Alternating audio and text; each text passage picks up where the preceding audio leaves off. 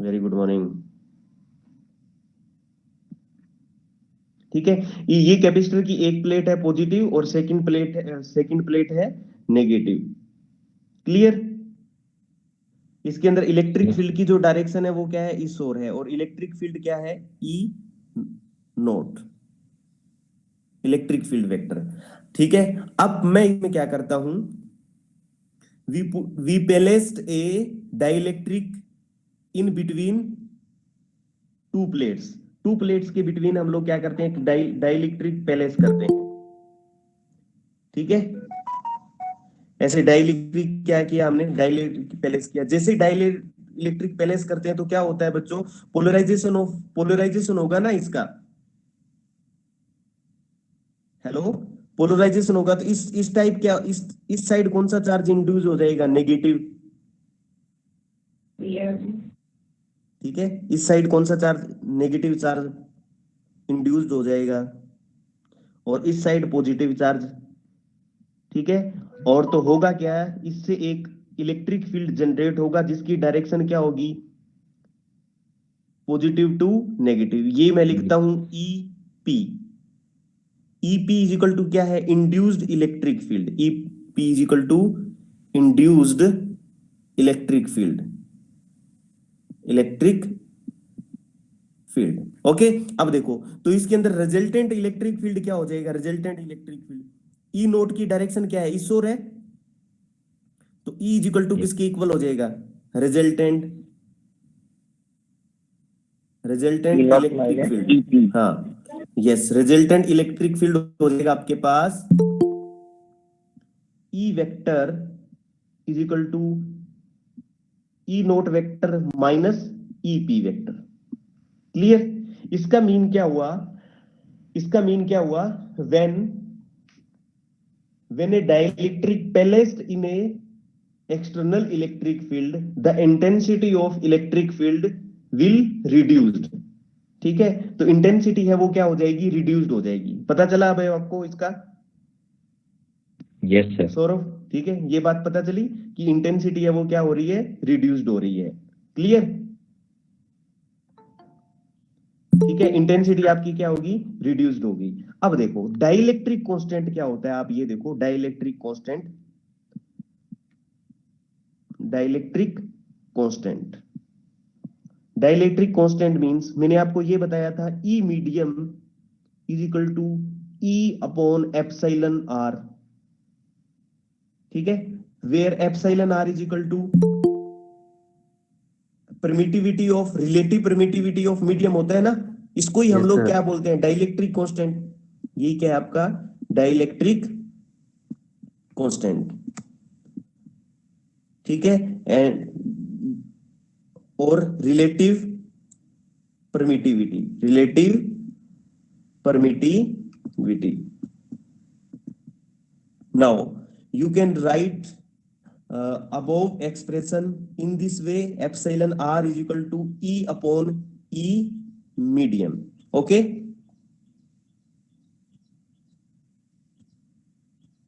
समझ में आई ना बात यहाँ पे? अब देखो ऊपर वाला जो क्वेश्चन था उसमें ये मैं ये कंसीडर करता हूं कि ये जो डाइलेक्ट्रिक मीडियम है, ठीक है, ये जो डाइलेक्ट्रिक है इस पे तो कौन सा चार्ज जनरेट हो गया, इंड्यूस्ड हो गया, माइनस क्यूपी, और इस पे चार्ज इंड्यूस्ड हो गया प्लस क्यूपी। ठीक है, और इसका जो एरिया है वो कितना है, ए। तो इंड्यूस्ड चार्ज डेंसिटी क्या हो जाएगी बच्चों, induced charge density, charge density. ठीक है, मैं इसको लिख देता हूं plus minus sigma, plus minus sigma is equal to क्या हो जाएगी, क्यू पी अपॉन ए। ये लिख सकता हूं sigma P is equal to Q P upon A. ये क्या हो जाएगी, इंड्यूस्ड चार्ज डेंसिटी। तो मेनली आपने क्या इसके अंदर देखा है, the resultant field E in the dielectric will be equal to E zero minus E P. ये आ रहा है ना, E zero minus E P, the resultant, या फिर the resultant field E, the resultant field E, ठीक है, in the dielectric will be equal to E0 minus EP and dielectric in the direction of, और direction क्या होगी इसकी, E0 के direction में ही होगी ना resultant electric field. Yes sir. ठीक है, तो मेनली आपने ये देखा कि जो हम लोग क्या करते हैं, डाइलेक्ट्रिक को किसी इलेक्ट्रिक फील्ड में पुट करते हैं तो इलेक्ट्रिक फील्ड की जो इंटेंसिटी है वो क्या होती है, रिड्यूस्ड हो जाती है। क्लियर, ये बात यहां तक क्लियर हो गया हम लोगों को। और फिर हम लोगों को हमें ये भी पता है कि epsilon R where epsilon R is relative permittivity. अगर मैं ये कंसीडर करूं कि इसकी रिलेटिव परमिटिविटी कितनी है, डाइलेक्ट्रिक की रिलेटिव परमिटिविटी है K K K is equal to relative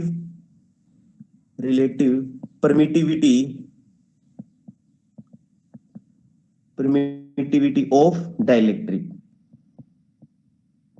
ठीक है, ये मैंने लेट किया है, let K is equal to relative permittivity of dielectric. ये जो डाइलेक्ट्रिक है इसकी रिलेटिव परमिटिविटी क्या है, के। तो मैं इसको ऐसे लिख सकता हूं ना, K is equal to E0 E0 upon E, और E की वैल्यू कितनी है, E0 upon E0 minus EP। यहां तक किसी को डाउट कोई? ये नो मैंने सर। एक्सप्रेशन कैसे नो लिखा सर। है, ऐसे लिख सकता है ना, क्योंकि एप्सिलॉन आर इक्वल टू किसके इक्वल होता है, E अपॉन E मीडियम। और ये मैंने आपको कैसे फाइंड आउट करता है, ये लास्ट लेक्चर में डिस्कस करवाया था। Epsilon R equal to E upon E medium,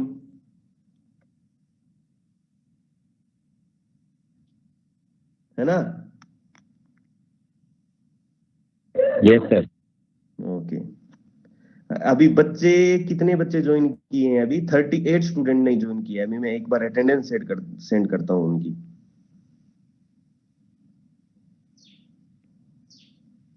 group में एक बार अटेंडेंस सेंड कर देता हूं। जो आप लोगों के पेरेंट्स को इन्फॉर्म करता है उनकी क्लास में तो आप अच्छे से आते हो, अदरवाइज भाई।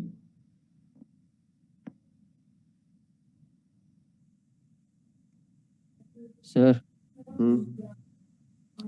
यस ई बोलो। R is equals to EM by E0 होता है ना?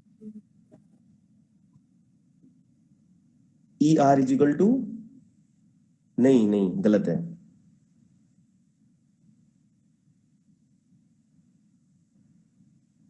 कैसे होगा, पढ़ा था पिछले चैप्टर में। पिछले चैप्टर में थोड़ा उल्टा पढ़ लिया, थोड़ा उल्टा याद रह गया बेटा तेरे।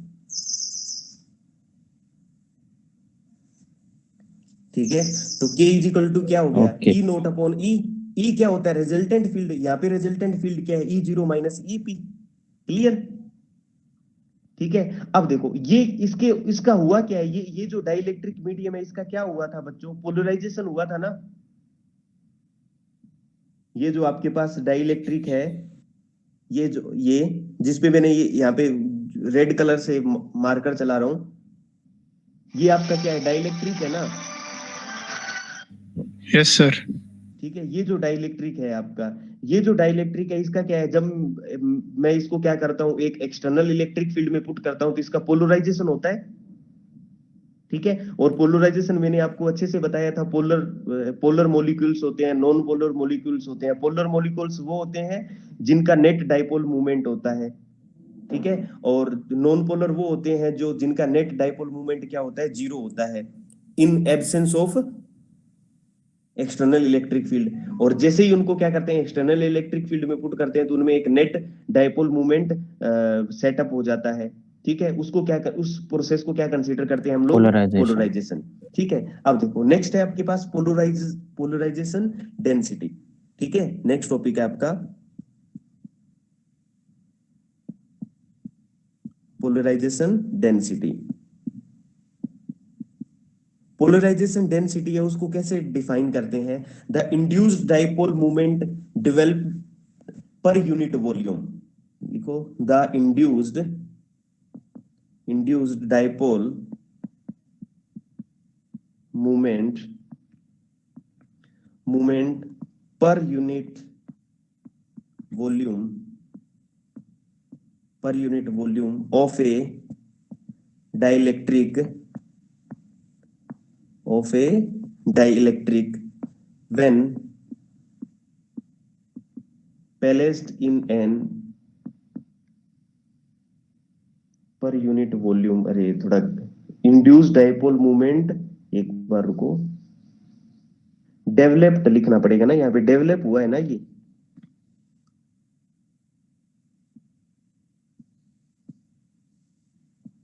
Developed per unit volume of a dielectric when placed in an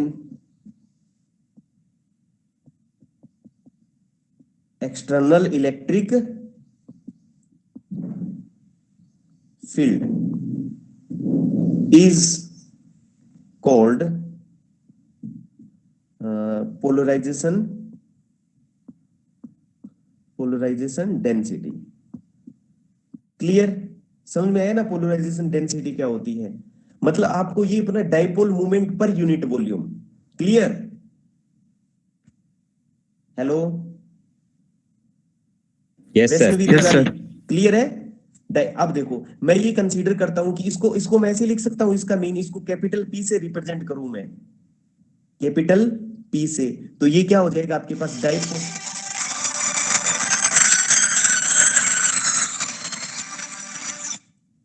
ठीक है, इसको लिखता हूं डाइपोल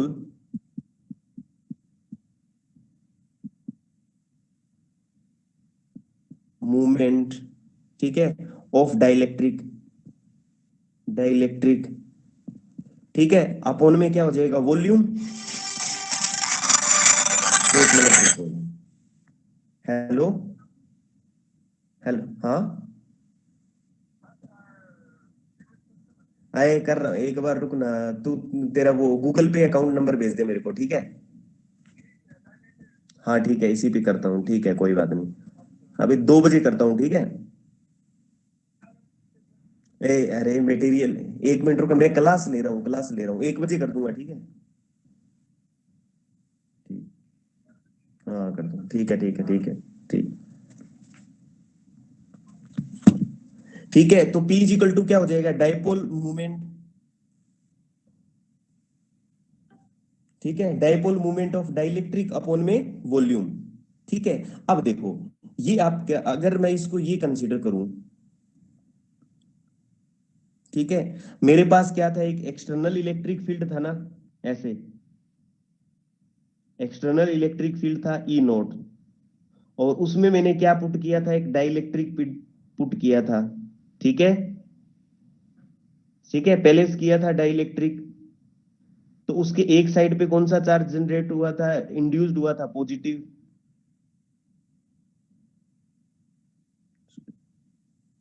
एक साइड कौन सा चार्ज इंड्यूस्ड होता है, ये देखो पीछे वाला डायग्राम, इस पे नेगेटिव और इस साइड पॉजिटिव, है ना?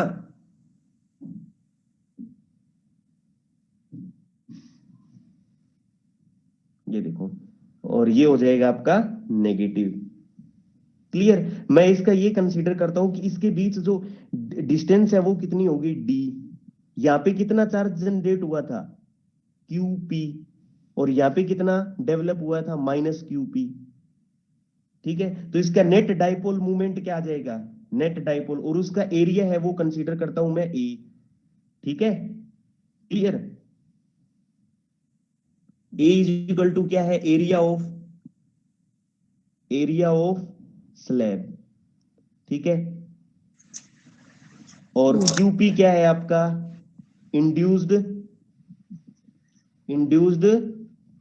चार्ज, ठीक है। तो अब मैं यहां से इजीली पुट कर सकता हूं ना, sigma P is equal to किसके इक्वल हो गया, sigma P is equal to किसके इक्वल हो गया, क्यूपी अपॉन ए लिख सकता हूं इजीली। लास्ट वाली इक्वेशन में मैंने लिखा था ना, ये QP is equal to QP upon A, sigma P is equal to QP upon A. Aadesh Shinde, unmute yourself, Yes, sir. Sorry mute yourself.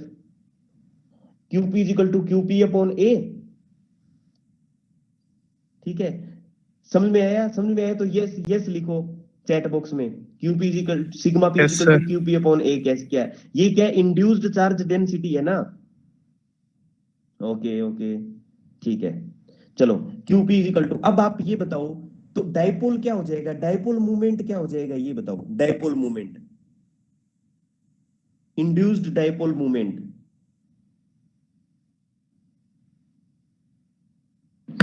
To a sigma p. Induced dipole movement कितना होगा? Chat box में लिखो। Induced dipole movement क्या होता है? Charge multiply charge के बीच में distance. यहां पे डिस्टेंस कितनी है चार्ज के बिटवीन? डी है ना, D distance between induced charge. ठीक है, तो कितना हो जाएगा यहाँ पे? क्यूपी चार्ज इंड्यूस्ड है और डिस्टेंस कितनी है? D. 2a sigma, 2a sigma नहीं आएगा। 2a तो पहले वाले में हम लोग ने कंसीडर की थी ना, दोनों चार्ज के बीच में डिस्टेंस। दोनों चार्ज के बीच में डिस्टेंस फर्स्ट टाइम हमने कंसीडर की थी। तो क्या होगा? Induced charge multiply distance. तो इंड्यूस्ड चार्ज कितना है? क्यूपी। ठीक है, और डिस्टेंस कितनी है इनके बीच में? मैंने कंसीडर की है डी। तो इसका मतलब क्यूपी डी। ठीक है, और मैं इसको ऐसे लिख सकता हूं, ये इसको इक्वेशन नंबर 1 दे देता हूं। तो इक्वेशन 1 क्या है? From equation 1 put the value. मैं ऐसे लिख सकता हूं P is equal to QPD upon AD। देखो ये इक्वेशन फर्स्ट को देखो, यहां पे अपॉन में वॉल्यूम है ना, इक्वेशन फर्स्ट में dipole movement of dielectric upon में वॉल्यूम। तो वॉल्यूम कितना हो जाएगा इसका? इसका वॉल्यूम देखो AD। AD, तो AD को अपॉन में डिवाइड कर दिया तो D से D कैंसिल आउट हो जाएगा। तो P इज इक्वल टू किसके इक्वल हो गया? QP upon A। और QP अपॉन A को मैं क्या लिख सकता हूं? इसको समीकरण इक्वेशन 2 दे देता हूं मैं, इसको इक्वेशन 3। ठीक है, from equation 2, from equation 2 QP upon A is equal to क्या है? Sigma P। Now P is equal to sigma P। It's clear? ठीक है, रिपीट सर। Yes, sir. देखो मैंने क्या किया यहाँ पे, एक डाइलेक्ट्रिक मीडियम लिया। ठीक है, पहले आपको ये डेफिनेशन पता होनी चाहिए कि डाइपोल पोलराइजेशन डेंसिटी क्या होती है। तो पोलराइजेशन डेंसिटी होती है dipole movement of dielectric upon में वॉल्यूम। डेंसिटी आ गई तो वॉल्यूम आएगा, then dipole movement of dielectric upon में वॉल्यूम। अब देखो ये डाइलेक्ट्रिक था मेरे पास, देखो ये एक डाइलेक्ट्रिक था और इसका एरिया है ए। ठीक है, the area of dielectric is a. ठीक है, अब देखो, अब जैसे इसको मैं एक एक एक्सटर्नल इलेक्ट्रिक फील्ड में रखूंगा तो इसके इसके अंदर क्या हो जाएगा? पोलराइजेशन होगा। पोलराइजेशन होगा तो नेगेटिव चार्ज एक साइड में, तो क्या हो जाएगा? नेगेटिव चार्ज डेवलप हो जाएगा और सेकंड साइड है वो पॉजिटिव चार्ज। मैं ये कंसीडर करता हूं कि यहाँ पे इंड्यूस्ड चार्ज की वैल्यू है वो कितनी है? QP। ठीक है, तो इस साइड ऑटोमेटिक माइनस QP हो जाएगी। क्लियर? याद है? हाँ सर। अब इंड्यूस्ड चार्ज के बिटवीन में डिस्टेंस कितनी है? D। तो मैं ऐसे लिख सकता हूं सिग्मा P को, ऐसे लिख सकता हूं QP अपॉन A। होती है ये चार्ज डेंसिटी। ठीक है, फिर इंड्यूस्ड डाइपोल मूवमेंट क्या हो जाएगा? QPD हो जाएगा by definition of dipole movement. ठीक है, now P is equal to QPD upon AD। D से D कैंसिल आउट हो गया, then P is equal to QP upon A। Now from equation 2 QP upon A is equal to sigma P। Now P is equal to sigma P। ठीक है, hence हम ये कह सकते हैं ना, P की वैल्यू किसके इक्वल है? सिग्मा P के। P क्या है आपके पास? पोलराइजेशन डेंसिटी, और सिग्मा P क्या है आपके पास? Induced charge density. तो मैं ये कह सकता हूं ना, hence the polarisation density may be defined as the charge induced per unit surface area. Hence ये बोल सकता हूं ना easily, hence the polarisation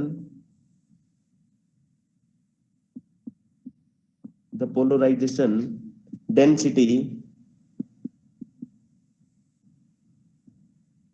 may be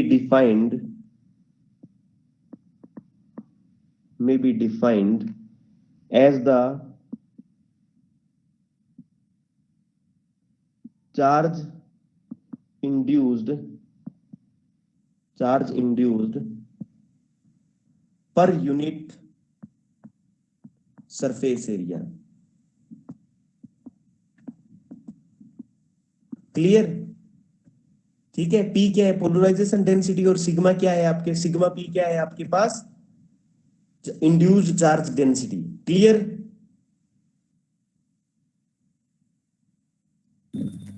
sir QPD कैसा है वो नहीं समझा। क्यूपीडी, आपको ये बताओ, मैंने आप क्यूपीडी थोड़ा याद करो पीछे वाला। देखो, दो चार्ज थे ना आपके पास, plus Q and minus Q. इनके बीच अगर डिस्टेंस कितनी हो डी, तो डाइपोल मूवमेंट कितना होता है? पी इज इक्वल टू दोनों में से एक चार्ज, मतलब चार्ज क्यू का magnitude multiply distance between them. Now Q D हो गया ना ये। और वहां पे क्या था? Two D is equal to कितना था? 2a था ना। 2a कंसीडर कर रखा था हम लोगों ने। ठीक है, तो 2a, तो हाँ p is sir. Equal to वहां पे कितना लिखा था हमने? 2a q। तो यहाँ पे आप मैंने 2q नहीं लिखा तो आप कंफ्यूज हो गए। बट यहाँ पे d मैंने क्या कंसीडर किया है? ये देखो d ये डिस्टेंस है ना, ये distance between induced charge. Clear? तो मुझे क्यूपीडी लिखना पड़ेगा ना, induced dipole movement, QPD. Clear? Clear हो गया ना यहां तक? ठीक है, सीधे। Now next, our next topic is electric susceptibility.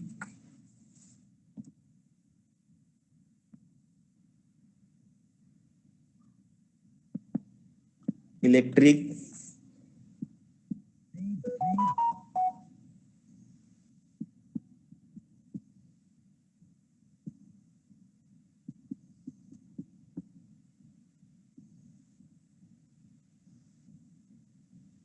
ठीक है, इलेक्ट्रिक ससेप्टिबिलिटी ये है। ठीक है, देखो इलेक्ट्रिक ससेप्टिबिलिटी होती क्या है, पहले इसको डिस्कस करना है। हम लोगों ने ये देखा था कि,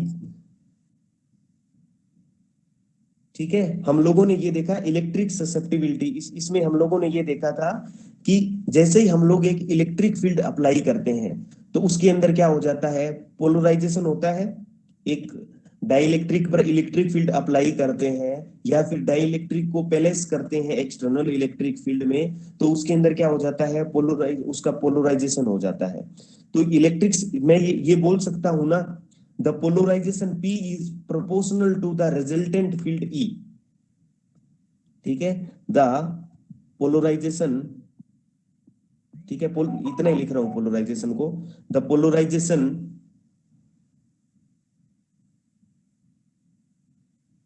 is proportional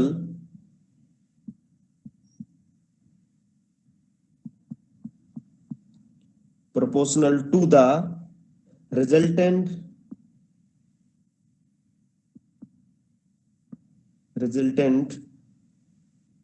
field E vector. ठीक है, तो P है वो डायरेक्टली प्रोपोर्शनल हो जाएगा किसके? E के। तो जैसे ही यहाँ P वेक्टर को मैं साइन हटाता हूं तो यहाँ पे एक कांस्टेंट आता है काई।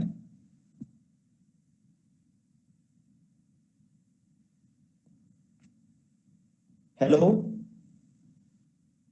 हेलो, यहाँ पे ये जो कांस्टेंट आता है ना काई, ये काई इसको बोलते हैं chi, where chi is equal to proportionality constant called electric susceptibility. ये क्या है? एक तो कांस्टेंट है,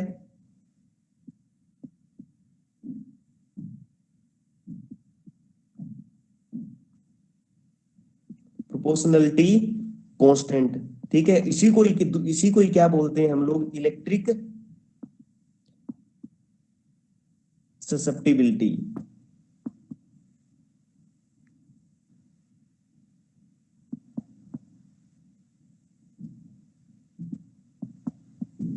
ये क्या करवा रहे हो सर? ऐसे ऐसे नहीं बोल रहे क्या आप? देखो, इलेक्ट्रिक ससेप्टिबिलिटी, इसका मतलब क्या होता है, पहले इसको ये समझो कि इलेक्ट्रिक ससेप्टिबिलिटी से हमें पता क्या चलेगा। ठीक है, फिजिकल सिग्निफिकेंट क्या है इसका। तो जो काई होती है ना, काई मतलब इलेक्ट्रिक ससेप्टिबिलिटी, ये आपको ये बताता है जितनी इलेक्ट्रिक ससेप्टिबिलिटी ज्यादा होगी, ठीक है, वो इजीली क्या हो जाता है, पोलराइज्ड हो जाता है इलेक्ट्रिक फील्ड में। ठीक है, सौरविश समझ में आई बात ये? नो सर, सर ससेप्टिबिलिटी का मतलब क्या है? ससेप्टिबिलिटी यही तो बता रहा हूं ना कि मैंने पहले पहले इसको ध्यान से समझो कि इलेक्ट्रिक ससेप्टिबिलिटी मैंने हेडिंग डाल दी।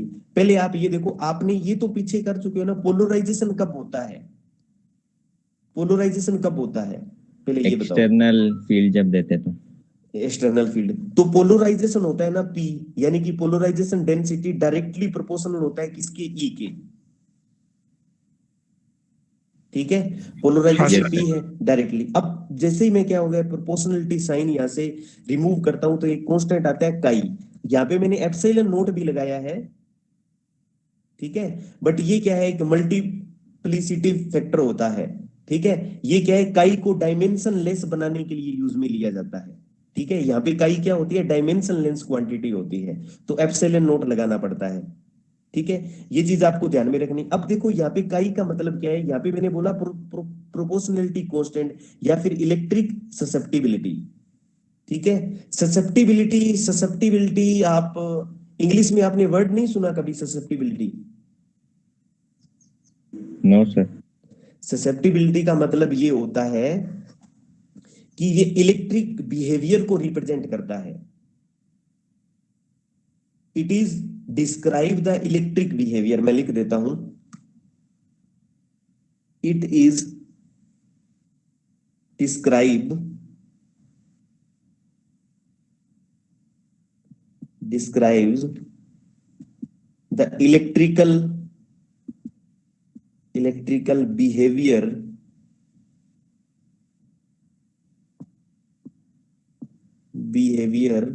of a dielectric। देखो कैसे, पहले इसको अच्छे से समझते हैं। अब देखो डाइलेक्ट्रिक बिहेवियर को कैसे रिप्रेजेंट करेगा, पहले ये देखो, मेरे पास टू टाइप के डाइलेक्ट्रिक हैं। ठीक है, मेरे पास एक फर्स्ट डाइलेक्ट्रिक ये है, ये मेरे पास है फर्स्ट डाइलेक्ट्रिक, और ये है second dielectric. Clear? Yes sir. ठीक है, मैंने इन पे एक ही फील्ड अप्लाई कर दिया, same kind of field, same type का है, मैंने इस पे एक इलेक्ट्रिक फील्ड अप्लाई किया है दोनों पे। ठीक है, ई नोट। ठीक है, बट इसके अंदर तो चार्ज जो इंड्यूस्ड होता है, ठीक है, वो हो जाता है क्यूपी, और इसके अंदर क्या होता है, माइनस क्यूपी। इसका मतलब माइनस, सॉरी, क्यूपी डैश। तो इसका मतलब दोनों को मैंने एक सेम इलेक्ट्रिक फील्ड में रखा, बट चार्ज सिग्मा पी की वैल्यू, इसको ये समझो, इसमें सिग्मा पी की वैल्यू हो रही है 2 माइक्रो फेरेड, और इसमें सिग्मा पी की वैल्यू कितनी आ रही है, 1 माइक्रो फेरेड। इसका मतलब क्या हुआ, सेम इलेक्ट्रिक फील्ड में मैंने पुट किया। ठीक है, और पोलराइजेशन, पोलराइजेशन एक का ज्यादा हुआ और एक का क्या हुआ, कम हुआ। ठीक है, तो पोलराइज कितना कितना है, वो पोलराइजेशन होता है। ठीक है, एक फील्ड में रखने पर कितना पोलराइजेशन होता है, वो रिप्रेजेंट करता है ससेप्टिबिलिटी।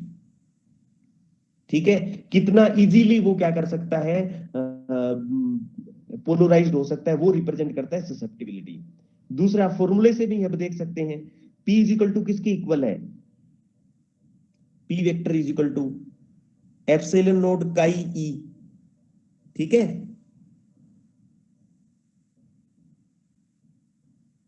Hello, yes sir. अब देखो, अगर मैं ई की वैल्यू सेम यस रखूं, सर। ई की वैल्यू सेम रखूं, तो जिसका काई की वैल्यू ज्यादा होगी उसके लिए पी की वैल्यू ज्यादा होगी। हाँ सर। ठीक यस है, सर। तो अब इसका मतलब काई क्या रिप्रेजेंट कर रही है यहाँ पे आपको, काई ये रिप्रेजेंट कर रही है ना, पोलराइजेशन को ही रिप्रेजेंट कर रही है।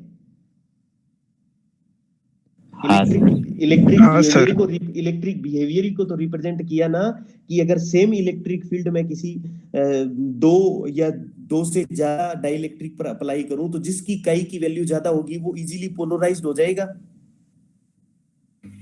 यस ठीक सर। है, आप इसको ऐसे समझो कि मैं डायरेक्टली पी की वैल्यू इस एप्सिलॉन नोड ई की वैल्यू में रखता हूं 10। ठीक है, लेट कर लिया मैंने ये, लेट एप्सिलॉन ई, लेट मैं चलो इसको इसको कंसीडर करता हूं कितना, 2 एप्सिलॉन नोड ई, ये तो फिक्स रहेगा। ठीक है, epsilon node E is equal to मैंने क्या कंसीडर कर लिया, 2। ठीक है, अब P इज इक्वल टू किसके इक्वल हो जाएगा, P इज इक्वल टू 2 काई के इक्वल हो जाएगा, होगा यस ना। सर। Yes sir. अब मुझे किसी भी सबस्टेंस को पोलराइज्ड करना है कहां तक, 16 तक। ठीक है, पोलराइज्ड मुझे लेके आना है P इज इक्वल टू 16 और 2 सबस्टेंसेस है मेरे पास। ठीक है, P इज इक्वल टू लेके आना है 16 और ये हो गया 2 मल्टीप्लाई। ठीक है, अब देखो काई की वैल्यू, या फिर इसको ऐसे समझो, P मुझे 16 लेके आना है। ठीक है, तो यहां काई की वैल्यू कितनी हो जाएगी, काई की वैल्यू, काई इज इक्वल टू हो जाएगा 8। Yes sir. सिमिलर अगर मुझे क्या लेके आना पड़ता, इसको आप ऐसे समझो, तो मतलब एप्सिलॉन नोट 2 सेम फील्ड में, अगर एप्सिलॉन नोड ई की वैल्यू आपने 2 कंसीडर कर ली, ठीक है, तो पी की वैल्यू किसके इक्वल होगी, 2 काई के। ठीक है, अगर काई जिसके लिए ज्यादा होगा उसके लिए पोलराइजेशन ज्यादा होगा, यही तो बात है ना, वो उतना ही पोलराइज्ड होगा। तो सर ये वो मटेरियल पे डिपेंड करता है क्या? हाँ, ये काई मटेरियल पे डिपेंड करेगी ना, मतलब अगर दो मटेरियल है आपको और उन पे आप पोलराइजेशन सेम रखना है, ठीक है, उनके लिए पोलराइजेशन आपको क्या रखना है, सेम रखना है। मतलब आप दो सब्सटेंसेस से ऐसे कंसीडर करो यार, चलो मैं दूसरे तरीके से समझाता हूं आपको, इसको आप ऐसे कर दो, रफ कर दो इसको यार, मजा नहीं है, मेरे को खुद कोई मजा नहीं है यार, कि इलेक्ट्रिक ससेप्टिबिलिटी ये बताती है आपको कि कौन है जिसकी इलेक्ट्रिक ससेप्टिबिलिटी ज्यादा होगी ना वो कम इलेक्ट्रिक फील्ड में भी पोलराइज्ड हो जाएगा, और जिसकी इलेक्ट्रिक ससेप्टिबिलिटी कम है ना वो ज्यादा इलेक्ट्रिक फील्ड में क्या होगा, पोलराइज्ड होगा। मतलब पोलराइज्ड मतलब अगर जिसकी कम है ना तो कम फील्ड से वो कम होगा पोलराइज्ड। इसको ऐसे समझो, अगर ये दो सबस्टेंस है मेरे पास, ठीक है, अगर मैं ये कंसीडर करता हूं कि मेरे पास दो सबस्टेंसेस है, फर्स्ट सब्सटेंस ये है और सेकंड सब्सटेंस ये है, इसके लिए काई की वैल्यू है 2 और इसके लिए काई की वैल्यू है 5। ठीक है, और पोलराइजेशन मुझे करना है 10 तक। ठीक है, एप्सिलॉन नोड को एक बार भूल जाओ आप। ठीक है, तो P इज इक्वल टू क्या होता है आपके पास, काई ई, P की वैल्यू आपको 10 रखना है और E है, तो अब E कितना लगाना पड़ेगा मुझे, एप्सिलॉन नोड E की वैल्यू कितनी 5। रखनी पड़ेगी, एप्सिलॉन नोड E की वैल्यू कितनी रखनी पड़ेगी मुझे, 5। और सिमिलरली अगर यहाँ पे 10 रखना है और काई की वैल्यू 5 है, तो एप्सिलॉन नोड E की वैल्यू क्या पुट करनी पड़ेगी मुझे, 2 पुट करनी पड़ेगी, है ना। तो इसका मतलब देखो सेकेंड सब्सटेंस की इलेक्ट्रिक ससेप्टिबिलिटी ज्यादा थी तो वो क्या हो गया, 10 पोलराइजेशन तक 2 इलेक्ट्रिक फील्ड अप्लाई करने पे ही इजीली क्या हो गया, पोलराइज्ड हो गया ना। सौरभिष्ट समझ में आई ना बात ये, Saurabhisht, yes sir. Swati, yes sir. समझ में आई ना बात, ससेप्टिबिलिटी क्या रिप्रेजेंट करती है। ठीक है, लिखने में तो हम डायरेक्टली ये लिख देंगे, इट इज रिप्रेजेंट, या फिर it is represent the electric behaviour of dielectric, या फिर it is describe the electric behaviour of dielectric. मतलब फिजिकल सिग्निफिकेंट तो ये हुआ ना इसका, कि जिसकी काई की वैल्यू जितनी ज्यादा होगी वो कम इलेक्ट्रिक फील्ड से ही क्या हो जाएगा, पोलराइज्ड हो जाएगा, ज्यादा पोलराइज्ड हो जाएगा कम इलेक्ट्रिक फील्ड से ही। ठीक है, क्योंकि यहाँ पे अब देखो सेकंड वाले एग्जाम्पल में सेकंड का एग्जांपल, यहाँ पे अगर एप्सिलॉन नोट ई की वैल्यू 2 रखती है तो ही पोलराइज्ड कितना हो जाता है, 10 हो जाता है। क्लियर? यस हाँ सर। सर समझ ठीक है, ओके। अब देखो, अब हमें रिलेशन निकालना है, किसमें, रिलेशन बिटवीन के एंड काई। ठीक है, इंपॉर्टेंट रिलेशन है ये बात ध्यान रखना। ठीक है, तो मैं लिखता हूं रिलेशन बिटवीन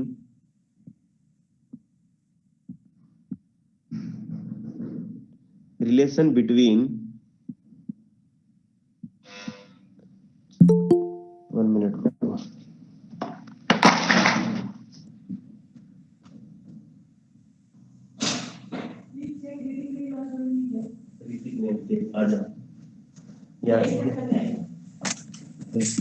ऋतिक है क्या क्लास में?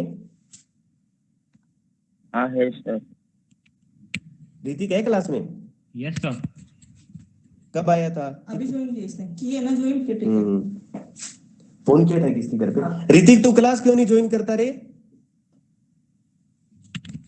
सर आज कर रहा हूँ। आज किए इतने दिन पहले।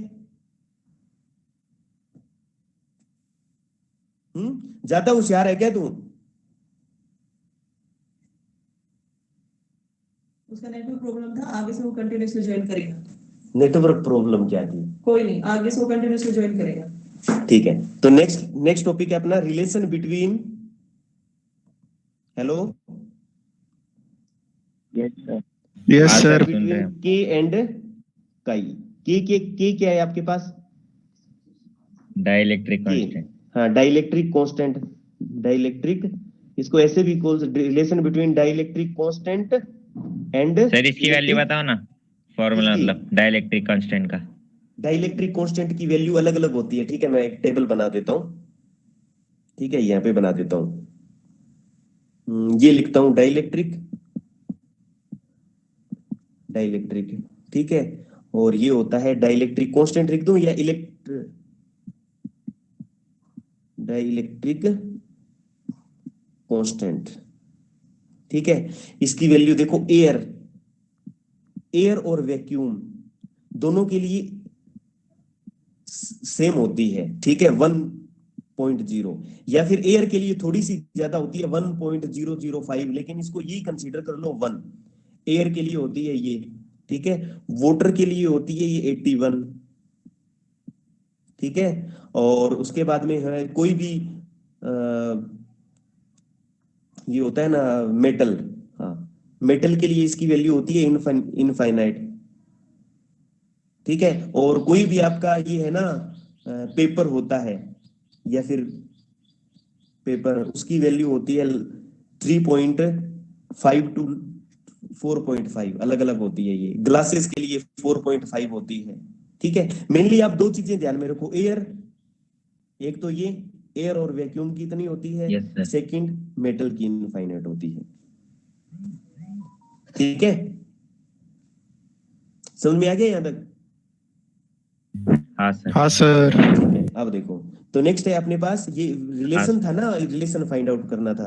तो अब देखो, अब मैं क्या करता हूँ, वही मैंने आपको लिखना क्या है, कंसीडर ए कैपेसिटर। यहाँ पे एक कैपेसिटर मैंने कंसीडर कर लिया। ठीक है, ये इस पे कौन सा चार्ज होगा, पॉजिटिव, एक साइड पॉजिटिव और एक साइड नेगेटिव, और इसके अंदर मैंने एक डाइलेक्ट्रिक पुट कर दिया। ठीक है, तो इंड्यूस्ड, इस साइड इंड्यूस्ड चार्ज हो जाएगा नेगेटिव, और इस साइड कौन सा चार्ज इंड्यूस्ड हो जाएगा, पॉजिटिव। ये चीज मैंने ऑलरेडी बता चुका हूं आपको। ठीक है, और एयर के अंदर इलेक्ट्रिक फील्ड की इंटेंसिटी कितनी थी, E0। ठीक है, तो रिजल्टेंट इलेक्ट्रिक फील्ड क्या हो जाएगा, मैं लिखता हूं the net electric field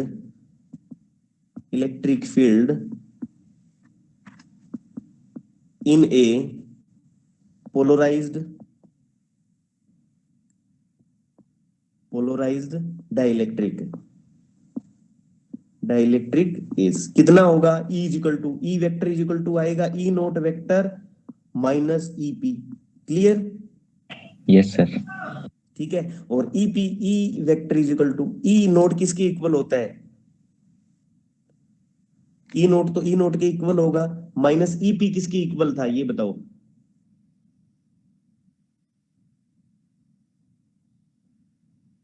EP किसके इक्वल हो जाए, sigma P upon epsilon naught के इक्वल होगा ना। Hello hello yes sir. हाँ सिग्मा, सर। और सिग्मा पी किसके इक्वल था, पी के इक्वल था। ठीक है, ये वैल्यू इसमें पुट कर देते हैं। Now E is equal to E zero vector, ठीक है, minus P upon epsilon nought. और पीछे वाले फॉर्मूले से हम लोग ने ये निकाला था, as we know P is equal to chi epsilon node E. Clear, E vector.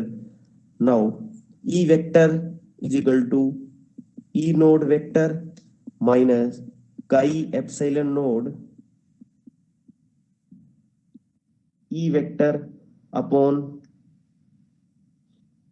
Epsilon naught. Epsilon naught cancel out हो जाएगा, यहाँ पे हो जाएगा ना।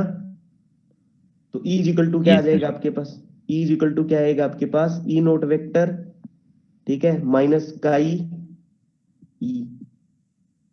ठीक है, और मैं क्या करता हूं, इस ये वाला स्टेप है उसको इधर की साइड ले आता हूं, left hand side. Now E vector plus chi E vector is equal to epsilon nought. Clear. Now इसको मैं ई वेक्टर कॉमन लिया, then 1 plus chi is equal to epsilon nought vector. Now we can write 1 plus chi is equal to epsilon nought vector upon E. As we know E nought upon E vector is equal to k. Now 1 plus chi is equal to k. This is important relation. K is equal to 1 plus chi. ठीक है, ठीक है, समझ में आया। Yes sir. ठीक है, यहां तक कैसे करना है इसको। ठीक है, अब देखो, अब आपको कैसे, अब है नेक्स्ट है डाइलेक्ट्रिक स्ट्रेंथ। आप ये बताओ डाइलेक्ट्रिक क्या होते हैं, डाइलेक्ट्रिक सोरोबिस्ट। इंसुलेटर्स। हाँ, इंसुलेटरी होते हैं, और इंसुलेटर करंट को फ्लो करते हैं या नहीं करते, नो सर, नहीं करते। नहीं करते। रीजन क्या होता है उसका, फ्री चार्ज नहीं होता फ्री उनमें। इलेक्ट्रॉन, फ्री इलेक्ट्रॉन नहीं होते। लेकिन आपको ये पता है कि इलेक्ट्रॉन को हम लोग अगर एनर्जी प्रोवाइड करें, अगर एनर्जी प्रोवाइड करें तो इलेक्ट्रॉन क्या करेगा, अपर सेल में ट्रांसफर हो जाएगा, ट्रांजिशन करेगा ना अपर सेल में, ऐसा ही होता यस है। सर। Yes sir. ठीक है, अगर हम लोग इलेक्ट्रिक फील्ड अप्लाई कर रहे हैं, ठीक है, अगर हम, नेक्स्ट है आपके पास dielectric strength, dielectric strength.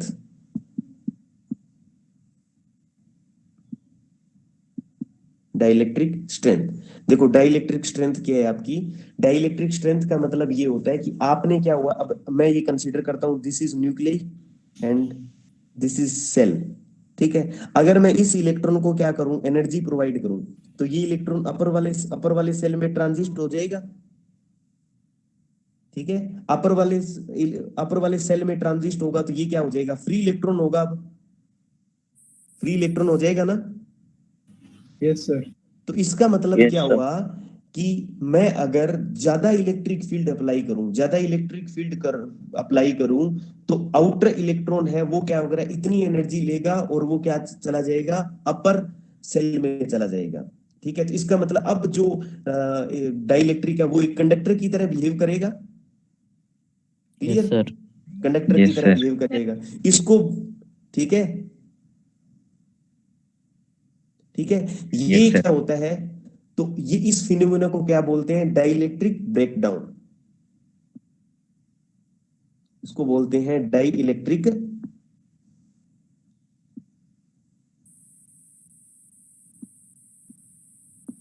Dielectric breakdown. Dielectric breakdown, dielectric breakdown क्या होता है, डाइलेक्ट्रिक, इसको मैं यहां पे शॉर्ट में लिख जाता हूं, when insulator insulator behave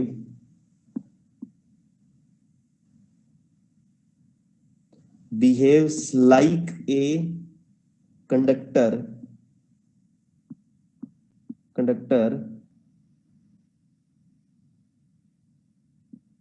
when applied external electric field. This phenomena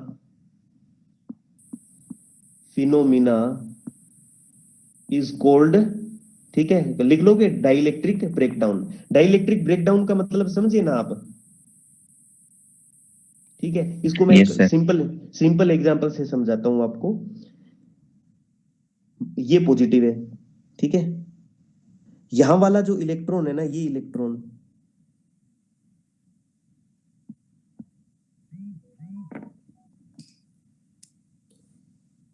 ये वाला जो इलेक्ट्रॉन है ना, ठीक है, मतलब सॉरी, ये वाला जो इलेक्ट्रॉन, इसको यहां से यहां तक जाने में कितना इलेक्ट्रिक फील्ड रिक्वायर्ड है? E इक्वल टू 500 वोल्ट पर मीटर रिक्वायरमेंट है, ठीक है। अगर मैं इस पे कितना इलेक्ट्रिक फील्ड अप्लाई करता हूं, E इक्वल टू 499 वोल्ट पर मीटर, इतना मैंने वोल्ट इस पे अप्लाई किया, ठीक है, तो ये वाला इलेक्ट्रॉन है अपर वाले सेल में नहीं ट्रांसफर होगा? नहीं होगा। बट इस पे जैसे ही मैंने E इक्वल टू कितना अप्लाई किया, 500 वोल्ट पर मीटर, ठीक है, ये अपर वाले सेल में ट्रांसफर हो जाएगा। दूध वो उसी के अंदर पड़ा है मैडम, वो वहां से लेके आना पड़ेगा, उस स्कूटी के अंदर ही पड़ा है। भैया की हाँ खराब मैं तो भूल गया दूध लाना। आलू खराब। ठीक है, तो E इक्वल टू कितना आ गया? 500 वोल्ट पर मीटर हो गया। तो इसका मतलब ये इसकी स्ट्रेंथ होगी ना, इस इलेक्ट्रॉन की ये स्ट्रेंथ होगी ना, E इक्वल टू 500, है ना? Hello, yes sir. तो ये इसकी स्ट्रेंथ होगी। इसका मतलब the maximum electric field that can exist in A dielectric without causing the breakdown, ठीक है, तो विदाउट ब्रेकडाउन वो कितने मैक्सिमम इलेक्ट्रिक फील्ड को क्या कर सकता है? वो एग्जिस्ट कर सकता है, वो उसकी क्या होती है? Dielectric strength. तो इसकी डाइलेक्ट्रिक स्ट्रेंथ कितनी होगी? 499 होगी ना? Yes, sir. समझ में आ गया डाइलेक्ट्रिक स्ट्रेंथ का मतलब क्या है? तो मैं लिख देता हूं यहां पे, the maximum electric field, the maximum electric field, ठीक है। अब कल से है ना, मैं ऑलरेडी लिख के रखा करूंगा यार ये, क्योंकि टाइम बच जाएगा फिर, है ना। That can exist, Yes, sir. That can exist in A dielectric, in a dielectric without causing the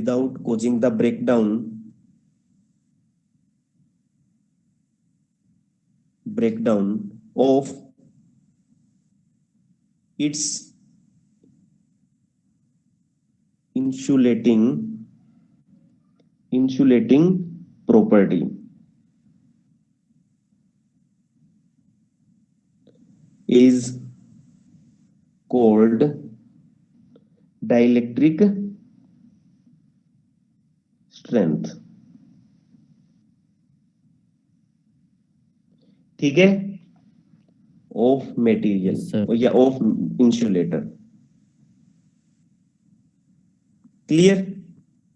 ये होती है, ठीक है। Yes, sir. अब एक नेक्स्ट टॉपिक है, मोस्ट इंपोर्टेंट टॉपिक है, capacitance of A parallel plate capacitor with A dielectric slab, ठीक है।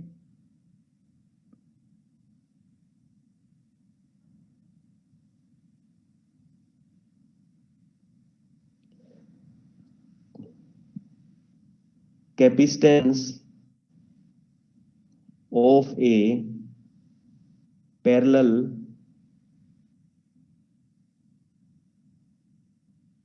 Plate capacitor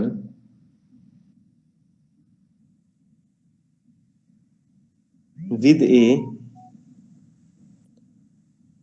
dielectric dielectric slab.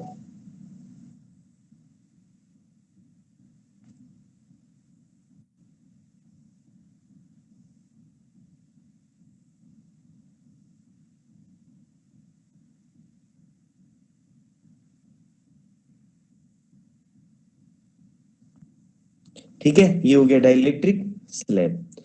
अब देखो ये क्या है, मैं ये कंसीडर करता हूं कि capacitance of A parallel plate capacitor with A dielectric slab. ठीक है, अब देखो अगर मैं ये कैपेसिटर कंसीडर करता हूं,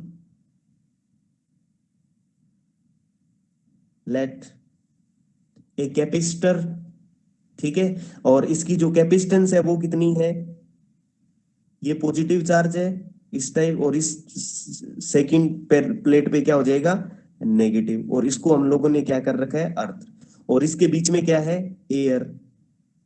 ठीक है, इसके अंदर इलेक्ट्रिक फील्ड कितना होगा, ई नोट, इसकी प्लेट का एरिया कितना है, ए, और डिस्टेंस कितनी है, डी। क्लियर? Yes sir. ठीक है, ये बच्चे बहुत कम, अभी मैं इनका अटेंडेंस ले लेता हूँ इस टाइम, एक मिनट रुको। ठीक है, तो इसकी जो कैपेसिटेंस होती है वो कितनी होती है, C naught is equal to, ठीक है, ये होती है C naught is equal to A epsilon naught upon D. This is equation number 1 as we know. Clear?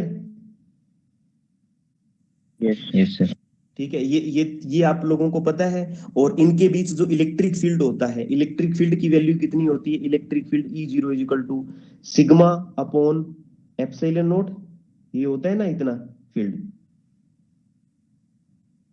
होता है ना बच्चों, ई जीरो, इसके बीच में ये जो पॉइंट कोई भी कंसीडर कर लिया, प्लेटेस के बीच में इलेक्ट्रिक फील्ड ई नोट कितना होता है, सिग्मा हाँ अपॉन सर, हाँ एप्सिलॉन सर। नोट।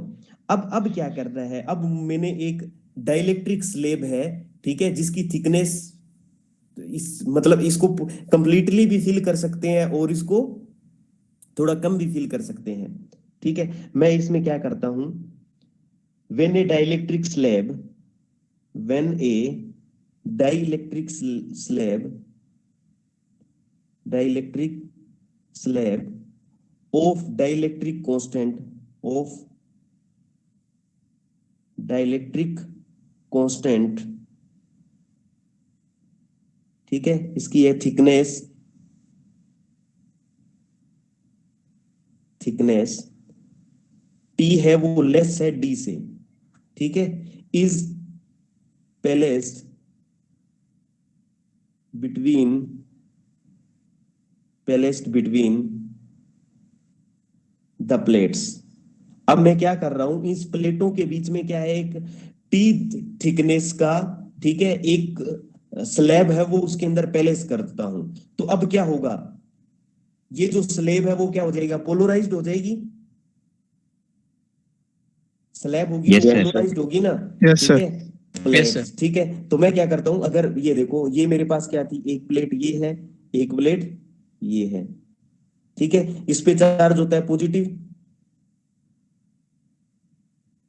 ठीक है, और इस पे चार्ज हुआ नेगेटिव, ठीक है, और इनकी बीच की डिस्टेंस कितनी है, डी। क्लियर? अब मैंने क्या किया, टी थिकनेस का, ये एक स्लैब है, ठीक है, इसकी थिकनेस कितनी है, टी, इसके अंदर इलेक्ट्रिक फील्ड कितना है भाई, ई है, ई नोट है ना, जब ये एयर के अंदर इलेक्ट्रिक फील्ड कितना है, ई नोट, और इसके अंदर कितना इलेक्ट्रिक फील्ड हो जाएगा बच्चों, ई हो जाएगा ना, ई ई, पी। ई रिजल्टेंट तो ई होगा ना, ई पी तो इंड्यूस्ड हाँ, इलेक्ट्रिक सर। फील्ड होगा, ई पी मैं लिख देता हूं, ओके सर। ई पी, यही मतलब हुआ। तो इतने टी रीजन के अंदर तो इलेक्ट्रिक फील्ड की इंटेंसिटी है ई, और बाकी डी माइनस टी रीजन है, मतलब ये रीजन और ये रीजन, इसके अंदर इलेक्ट्रिक फील्ड की इंटेंसिटी है ई नोट। इसका मतलब ये हुआ, तो इस पे चार्ज कौन सा आ जाता है, नेगेटिव, इस साइड कौन सा चार्ज आता है आपका, नेगेटिव। ठीक है, और ये चार्ज हो गया आपके पास पॉजिटिव। इसका मीन ये हुआ कि जब मैं इसको पैलेस करता हूं, व्हेन ए डाइलेक्ट्रिक स्लैब, ठीक है, placed between the plates, the dielectric slab will be polarized. ये क्या होगी, पोलराइज्ड हो जाएगी ना, ठीक है। Yes, sir. या फिर फील्ड ई Yes, इसको sir. क्या करेगा, पोलराइज्ड कर देगा। ठीक है, तो मैं ये लिख देता हूं, the field is E nought, the field E nought polarised, polarise the dielectric, dielectric इतना ही लिख रहा हूं, ठीक है, लिख लेना आप डाइलेक्ट्रिक, ठीक है। This induced, induces charge minus QP, ठीक है, एंड प्लस QP, ठीक है, चार्ज जनरेट हो जाएगा इस पर। तो इलेक्ट्रिक फील्ड EP कितना हो जाएगा, then induced electric field, induced electric field, electric field EP किसके इक्वल होगा, EP बच्चों सिग्मा P अपॉन एप्सिलॉन नॉट के इक्वल होगा। और रिजल्टेंट फील्ड को आप ऐसे भी लिख सकते हो ना, E इज इक्वल टू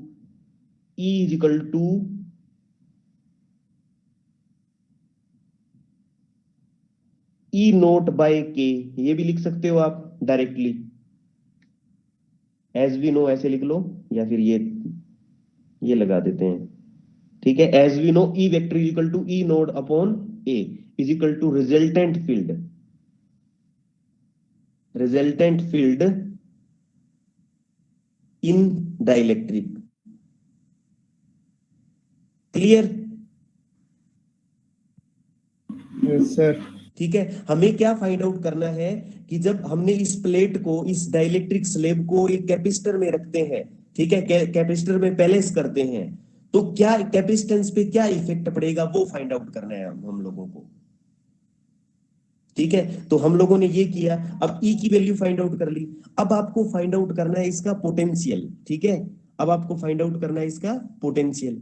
अब पोटेंशियल कैसे फाइंड आउट करते हैं, पोटेंशियल का मतलब ये होता है कि यूनिट चार्ज को, ठीक है, यूनिट चार्ज को यहां से यहां तक लेके आना, यही है। Yes sir. ठीक है, तो यूनिट चार्ज को, इसका मतलब टी डिस्टेंस में तो इलेक्ट्रिक फील्ड है E, और D माइनस टी डिस्टेंस में इलेक्ट्रिक फील्ड E नोड है ना, यही है। Hello, Yes, sir. ठीक हाँ है। Yes sir. एक्चुअल में V इज इक्वल टू किसके इक्वल होता है, ED। V is equal to किसके इक्वल होता है, ED। ठीक है, तो now V is equal to किसके इक्वल हो जाएगा, ठीक है, V मैं ऐसे लिखता हूं, E exist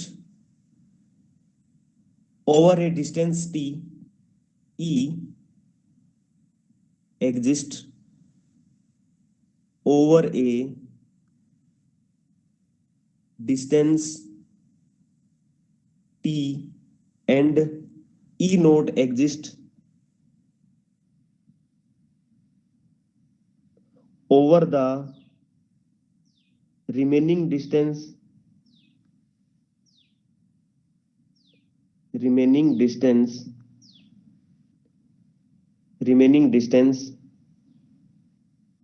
D minus T।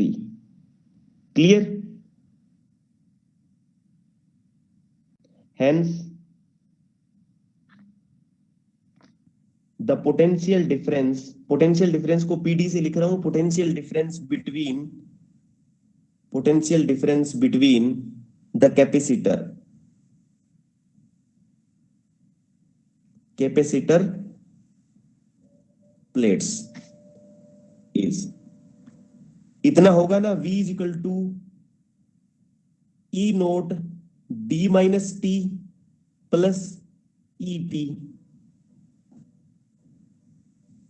ये इक्वेशन लिखी है, ये किसी को समझ में नहीं आई तो बताओ।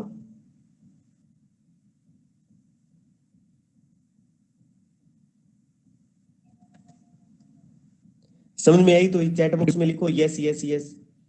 Pick करो ना सर।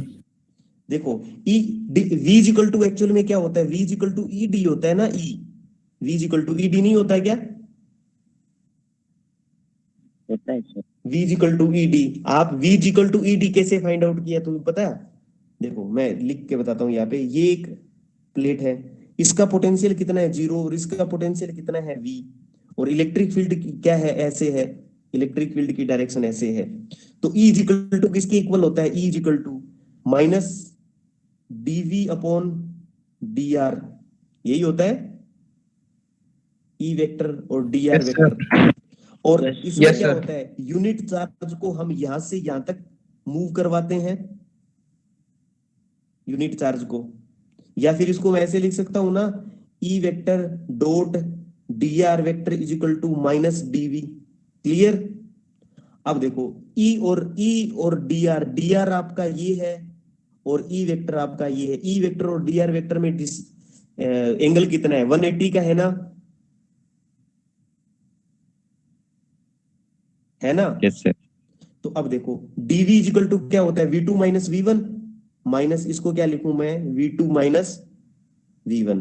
v2 क्या है आपके पास v, और ये कितना है v1 कितना है 0, यही है। तो e dr को मैं ऐसे लिख सकता हूं, e dr cos 180 की cos 180 is equal to minus v minus 0। Then e dr कितना है, कंप्लीट d है ना, dr कितना है d और cos 180 की -1 माइनस v, माइनस से minus cancel out, v is equal to किसके इक्वल हो गया, ed। क्लियर?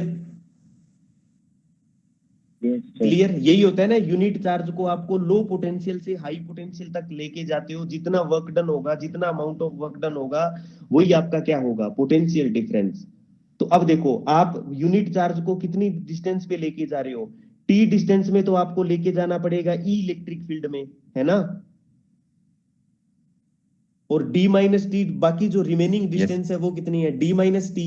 तो मैं इस इक्वेशन को ऐसे लिख दिया, v is equal to E note D minus T plus E T. Clear? समझ में आएगा Yes, sir. सूर्यविष्ट? ठीक है। Yes, sir. अब सारी की Yes. ई की वैल्यू पुट कर दो, बस ई की वैल्यू पुट, और ई कितना होता है, now v is equal to E note D minus T plus E की वैल्यू किसके इक्वल होती है, ई नोट बाई के, ठीक है, टी। ई नोट को दोनों में से कॉमन निकाल लो, E note D minus T plus T upon K, ठीक है। Now v is equal to E naught की वैल्यू पुट कर दो, ई नोट किसके इक्वल होता है, सिग्मा अपॉन एप्सिलॉन नोड, ठीक है, और ये हो गया आपके पास d minus T plus T upon के, और सिग्मा की वैल्यू क्या होती है यहां पर, q upon A epsilon node d minus T plus T by K. Now capacitance of capacitor, ठीक है, with dielectric slab. Now the capacitance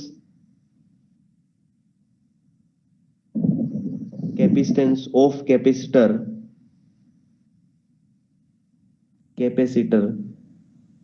with a dielectric slab, C is equal to किसके equal होगा, C is equal to किसके equal होता है, Q upon V होता है ना बच्चों। Yes, sir. Now C is equal to Q, और V की वैल्यू हम लोगों ने अभी फाइंड आउट की है, Q upon A epsilon node D minus T plus T upon K, Q to Q cancel out. Now C is equal to A epsilon naught upon D minus T plus T upon K. This is formula.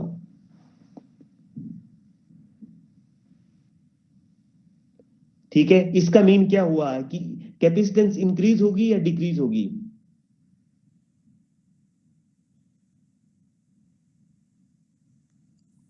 Hello, increase होगी sir. हाँ, capacitance क्या Increase होगी? इस case को मैं ऐसे भी समझ सकता हूं ना, इसको मैं केस बना लेता हूं, स्पेशल केस, स्पेशल केस। ठीक है, देखो, if the dielectric field, if the dielectric field, the entire space between the plates, then t is equal to किसके इक्वल हो जाएगा? d के। इसका मीन ये है, then we get कि आपके पास एक ये डाइलेक्ट्रिक है, उसके बीच में कंप्लीटली आपने ये डाइलेक्ट्रिक प्लेट फिल कर दी, इंटायरली सरफेस को फिल कर दिया। ये D D T is equal to D हो जाएगा ना इस केस में। हाँ सर। तो मैं अब इसको ऐसे लिख सकता हूं ना, C is equal to A epsilon naught upon D upon K. C is equal to किसके इक्वल हो गया आपके पास? A epsilon naught upon D multiply में के। इसका मतलब क्या हुआ बच्चों? देखो, यहाँ पे आपके पास क्या आ रहा है, इस फॉर्मूले को आप क्या लिख सकते हो? ये फॉर्मूला क्या है आपके पास? सी नोट है ना? Yes sir. सी नोड का वैल्यू क्या होती है आपके पास? सी नोड क्या होती है? जब आपके पास दोनों प्लेट में क्या, प्लेटों के बीच में क्या हो? एयर हो। दोनों प्लेटों के बीच में क्या हो? एयर हो। तो इसको मतलब मैं ऐसे लिख सकता हूं ना, C is equal to C naught K. इसका मीन क्या हुआ कि डाइलेक्ट्रिक स्लेब इंसर्ट करने पर, डाइलेक्ट्रिक स्लेब है वो क्या करेंगे, इसके अंदर इंसर्ट कर देंगे तो क्या हो जाएगी? उसकी जो कैपेसिटेंस है वो के टाइम इंक्रीज हो जाएगी ना। सौरभ सही है ना? ये के टाइम इंक्रीज होगी। इसका मतलब ये है, ठीक है, मैं इस लिखता हूं 10, the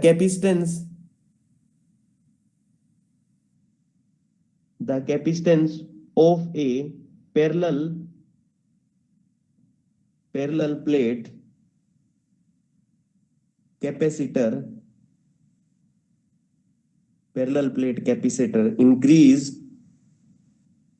increases k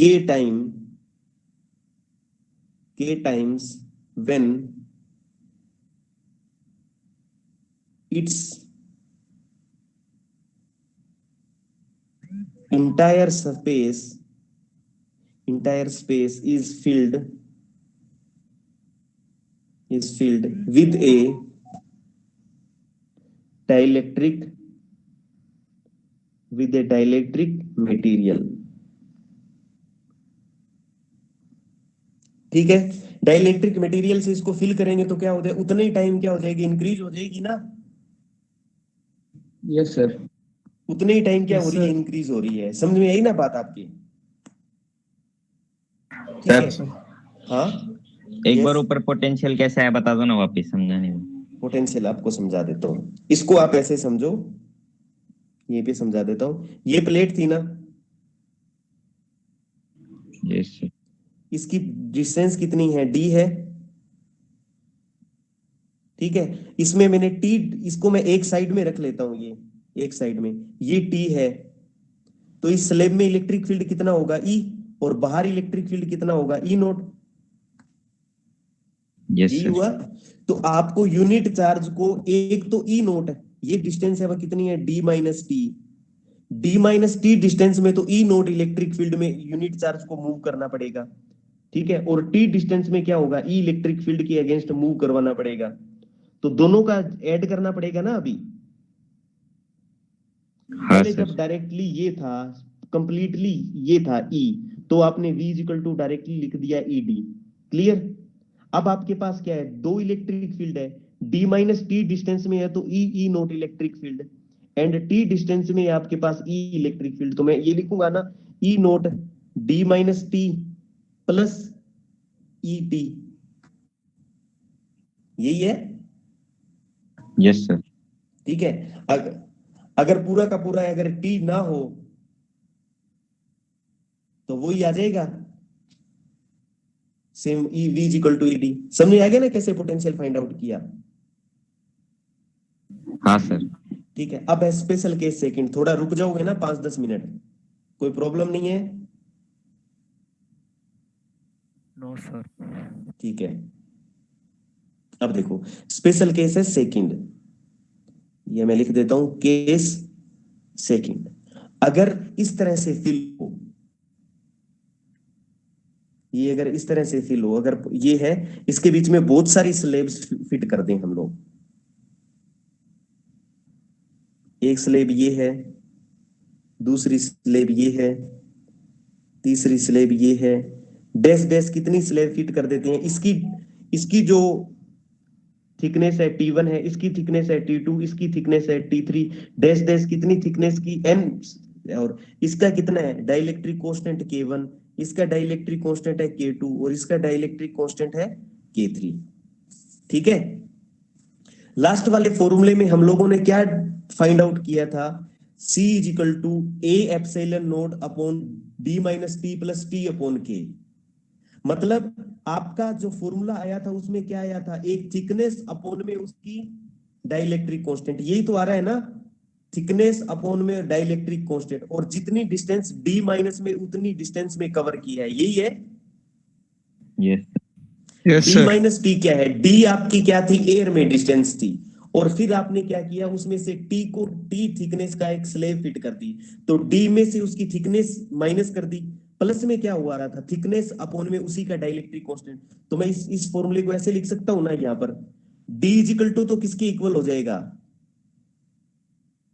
T1 plus T2 plus T3 dash dash Tn के इक्वल हो जाएगा। Yes sir. ठीक है, तो वो तो जीरो ही हो जाएगा ना। T1 plus T2 plus T3 equal to Tn किसकी इक्वल है? D की इक्वल है ना? Yes sir.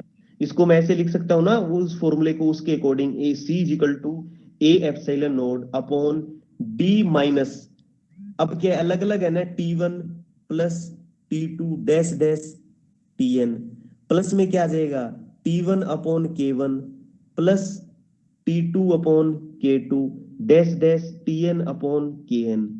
But T1 plus T2 इसकी वैल्यू किसकी इक्वल है? D की है ना? यस है ना? सर। इज इक्वल टू लिख देता हूं, ये अपोन में लगेगा आपको। ठीक है, तो सी इज इक्वल टू किसकी इक्वल आ जाएगा आपके पास? A epsilon naught upon T1 upon K1 plus T2 upon K2 plus dash dash Tn upon Kn। Clear? Sir सबका थिकनेस और हाँ, डाइलेक्ट्रिक उसका कांस्टेंट अलग है क्या? हाँ हाँ हाँ, सभी का ये मैंने कंसीडर किया है ना, T1 और सभी का डाइलेक्ट्रिक क्या है? कांस्टेंट अलग अलग है। ये बीच में अलग कोई भी दे सकता है, ये मैंने एक जनरलाइज केस बनाया है। क्लियर? ये मैंने यस क्या सर। बना दिया? एक जनरलाइज केस बना दिया। इस पे न्यूमेरिकल आते हैं, ये भी ध्यान रखो आप। इसी पर यस सर। आपको सीबीएसई में न्यूमेरिकल मिलेंगे। ठीक है, न्यूमेरिकल कराऊंगा अभी, एक बार इसको थ्योरी में सोचता हूँ अभी कंप्लीट हो जाए। अब एक तो ये टाइप का है आपका, ठीक है, इसको आप दूसरे टाइप से भी समझ सकते हो। ठीक है, दूसरे टाइप से कैसे समझ सकते हो इसको? मैं इसको ऐसे समझूं, ठीक है, ये मेरे पास एक कैपेसिटर है,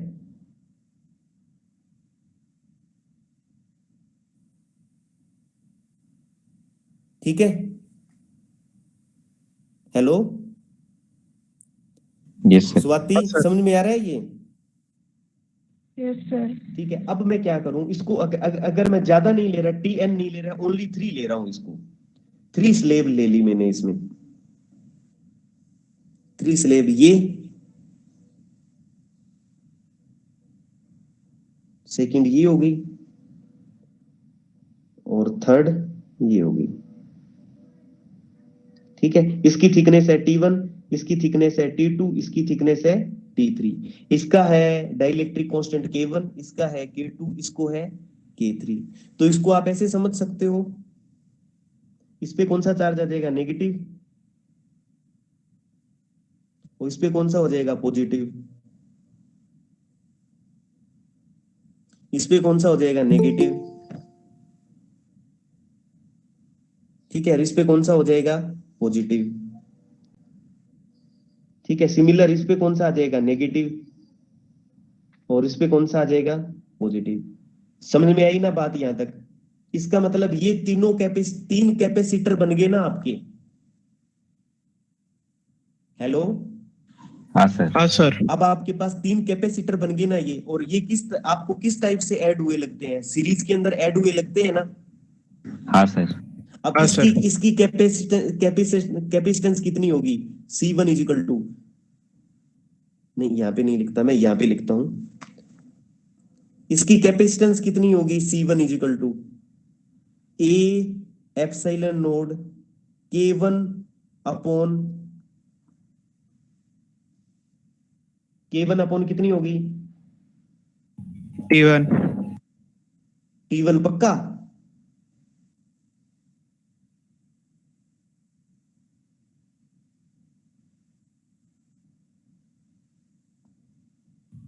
हाँ सर। ठीक है, इसकी कितनी हो जाएगी, इतनी हो जाएगी T1, ठीक है, ठीक है। सिमिलरली इसकी हो जाएगी, हेलो,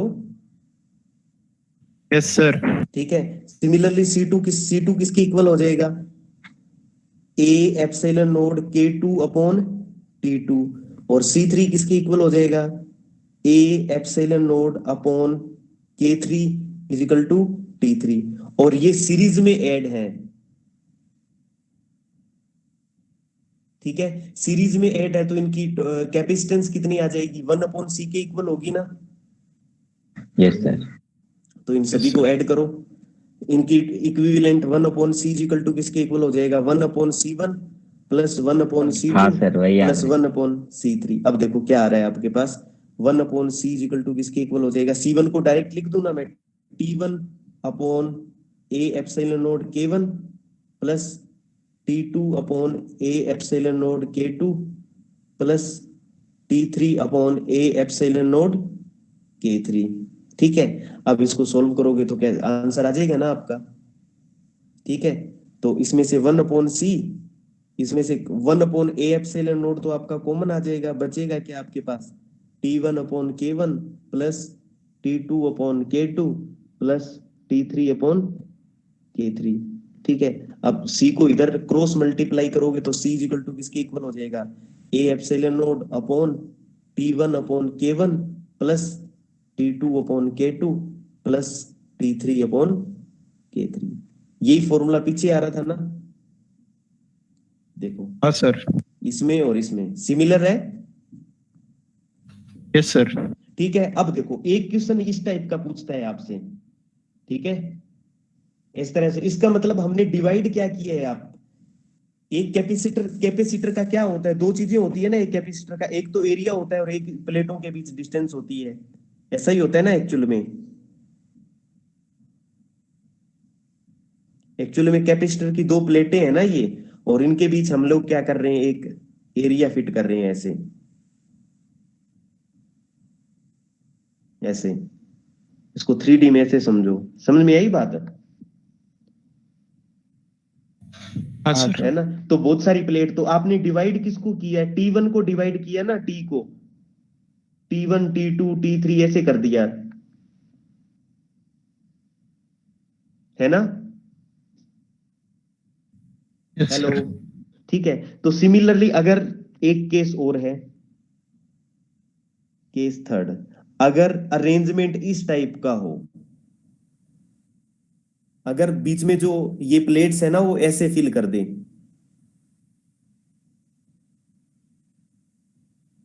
मैं तीन ही प्लेट फिल कर रहा हूं, ठीक है, इसको सेपरेट कर देता हूं। एक प्लेट आपकी ये हो गई, ठीक है, दूसरी प्लेट आपकी ये हो गई, ठीक है, और तीसरी प्लेट आपकी ये हो गई, ठीक है, समझ गए बात, हेलो। हाँ सर। Yes sir. तो इसकी डिस्टेंस है वो तो कितनी होगी, T रहेगी, बट यहाँ पे एरिया चेंज हो गया, इसका एरिया, इसका एरिया डिफरेंट है। ठीक है, चलो इसको ऐसे समझ लेते हैं, ये है A1, ये है A2 डैश डैश, ये है AN। समझ गए ना बात? अब ये सारे के सारे कैपेसिटर हैं, वो किस तरह से आपको ऐड मिलेंगे? इस टाइप कौन सा चार्ज इंड्यूस्ड होगा? नेगेटिव। इस पे भी कौन सा होगा? नेगेटिव। इसका भी कौन सा होगा? नेगेटिव। इसका इस साइड पॉजिटिव। इसका मतलब क्या है? सभी कैपेसिटेंस की नेगेटिव प्लेट एक पॉइंट से ऐड है और पॉजिटिव पॉइंट एक पॉइंट से ऐड है। यही है ना? Yes sir. हाँ ये मतलब है। तो ये कौन सा कॉम्बिनेशन हो जाएगा? ये कौन सा कॉम्बिनेशन होगा? Parallel parallel parallel. तो इसको आप ऐसे लिख सकते हो ना, A इज इक्वल टू किसके इक्वल हो गया? A1 plus A1 A2 A2 plus A3 dash dash AN। ठीक है, C1 किसके इक्वल होगा? आप ये बताओ। C1 is equal to A1 epsilon naught K1 upon D है, सॉरी ये D लिखो। ठीक है, अरे यार कोई बात नहीं। इसका कितना है? K1 dielectric constant. इसका कितना है? K2। इसका कितना है? Kn। क्लियर? और C2 कितना हो जाएगा? C2 इज इक्वल टू हो जाएगा A2 epsilon naught K2 upon D। Similarly Kn किसके इक्वल हो जाएगा? An epsilon naught Kn upon D। Clear? Yes sir. ठीक है, अब देखो, तो अब मैं डायरेक्टली, अब पैरेलल कॉम्बिनेशन है तो C इज इक्वल टू किसके इक्वल हो जाएगा? C1 plus C2 plus C3। Then C is equal to किसके इक्वल आ जाएगा? C1 किसके इक्वल है? A1 dash dash Cn। A1 epsilon naught K1 upon D plus क्या हो गया? A2 epsilon naught K2 upon D dash dash AN epsilon naught KN upon D। अब इसमें से जो कॉमन है वो अलग निकाल लो। C इज इक्वल टू क्या है आपके पास? Epsilon naught upon D common है ना? क्या बच गया? A1 K1 plus A2 K2 dash dash AN KN। ठीक है, ये फॉर्मूला आपको ध्यान में रखना है। फॉर्मूला ये ध्यान में नहीं रखना आपको, ये फॉर्मूले नहीं रटने हैं आपको, ये बात ध्यान में रखो। फॉर्मूले रटोगे ना तो उल्ट पुल्ट हो जाएंगे इक्वेशन। आपको कॉन्सेप्ट लगाने हैं। अगर इस तरफ का आपका अगर दे रखा है अरेंजमेंट तो डायरेक्टली आप पैरेलल का लगा दो, है ना? स्वाति, ऋतुजा Yes, लेफ्ट हो sir. गई क्या? तो समझ में आई ना बात? अगर उस टाइप का है तो आप वो फॉर्मूला लगा दो, अगर इस टाइप का है तो ये फॉर्मूला लगा दो। समझ गए ना बात? Yes sir. ठीक है, अभी देखो मैं सीबीएसई के 2 क्वेश्चन दिखाता हूं आपको, सीबीएसई से आए हुए हैं।